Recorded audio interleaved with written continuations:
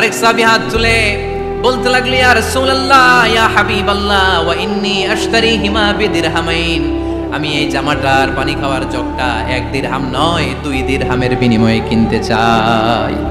বিষ্ণু সাল্লাল্লাহু আলাইহি ওয়াসাল্লাম ওই সাহাবাকে দিয়ে দিলেন। দিয়ে 2 দিরহাম নিয়ে, যে লোকটা ভিক্ষা করতে এসেছিল তার হাতে 2 দিরহাম দিয়ে বললেন, যাও 1 দিরহাম দিয়ে ঘরে খাবার কিনে দিয়ে আসো, আরেক দিরহাম দিয়ে একটা কুঠার কিনে নিয়ে আসো। শুনতেছেন? কি কিনে নিয়ে আসো? কুঠার দিয়ে কি করে? গাছ কাটে। ওই সাহাবী কুঠার কিনে নিয়ে আসার পরে বিশ্বনবী নিজ হাতে কুঠারের মধ্যে একটা কাঠের হাতল লাগাই দিলেন। আল্লাহু আকবার। হাতল ছাড়া কুঠার ইউজ করা যাবে?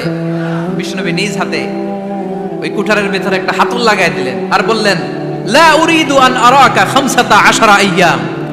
এই কুঠার নিয়ে জঙ্গলে যাও, গায়ে অনেক শক্তি আছে, কাঠ কাটো, এই কাঠ কেটে বাজারে বিক্রি করো, সামনের 15 দিন যেন আমি আমার চোখের সামনে তোমার না দেখি।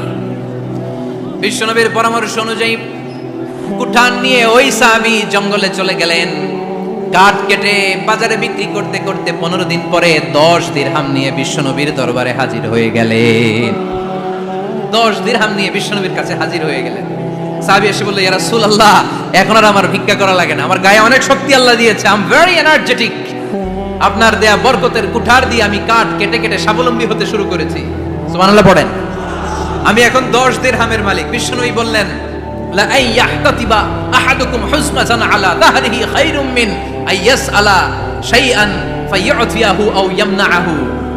যাদের গায়ে শক্তি আছে তারা ভিক্ষা না করে কাঠ কেটে পিঠে সেই বোঝা নিয়ে বাজারে বিক্রি করা অনেক ভালো। কারণ কারো কাছে যদি তুমি হাত পাতো, সে দিতেও পারে, নাও দিতে পারে, আর কষ্ট করলে কষ্ট কোনোদিন বৃথা যায় না। চিল্লায় বলেন ঠিক কিনা?